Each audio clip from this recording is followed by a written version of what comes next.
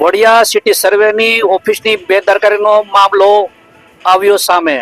કોંગ્રેસ કાર્યકરે કર્યો video viral. નમસ્કાર, સહજ ન્યૂઝ સાથે હું છું ગોપાલ ભેસાણિયા.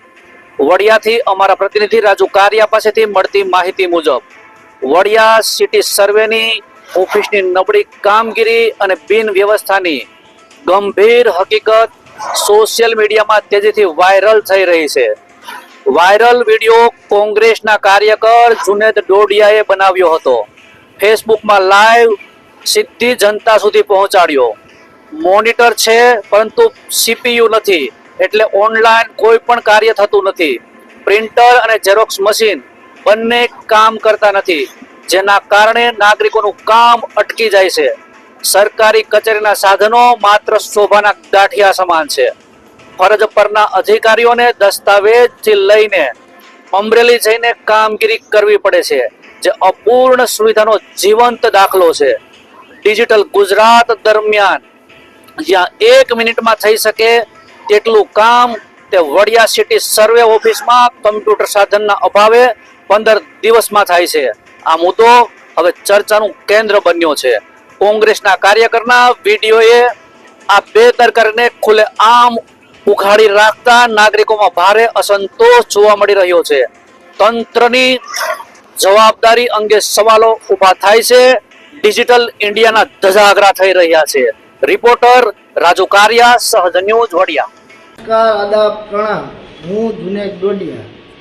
આજરોજ વડિયા મામલતદાર કચેરી ખાતે સિટી સર્વેની ઓફિસમાં કામ અર્થે આવે ત્યાં અધિકારી આવેલ છે, પણ હાલ કોમ્પ્યુટર નથી ચાલતું, નથી ઝેરોક્સ ચાલતું.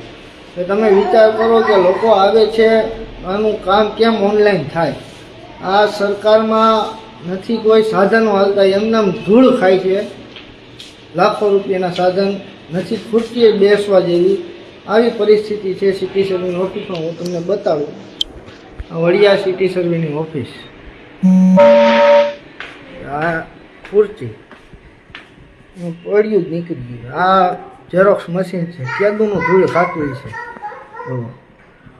આ કોમ્પ્યુટર છે. હાલત છે,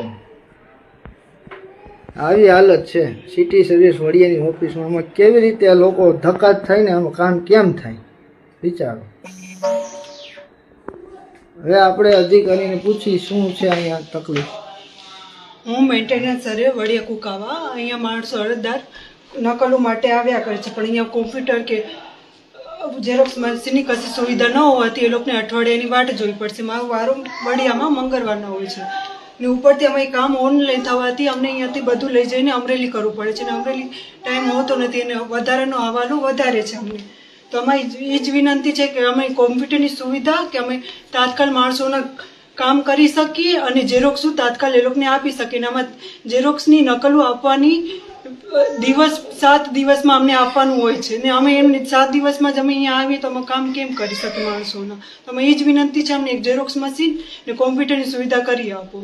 અહીંયા અરજદાર આવ્યા છે, પૂછી જાય શું છે તકલીફ. અહીંયા નથી ઝેરોક્સનું મશીન ચાલુ કે નથી કોમ્પ્યુટર ચાલુ. આમાં બેન અઠવાડિયામાં 1 દિવસનો વાર હોય તો આમાં અરજદારને બજારમાં જઈને ઝેરોક્સ કરવી પડે છે, કોઈ પ્રિન્ટ કાઢવી પડે છે. તો આ વહેલી તકે આ સિટી સર્વેમાં સુવિધા ચાલુ કરાવો એવી માંગ સાથે અમે મીડિયામાં આપી છે. તમારે બોલવું આવી તકલીફ છે. આવું તંત્ર છે આપણું. ગુજરાત સરકાર 30 વર્ષની સરકાર, ભાજપના ઓફિસમાં ધૂળમાં કાઢવા સમય નથી. આટલો સમય બગાડી લોકો 45 ગામ વડિયા નીચે આવે છે.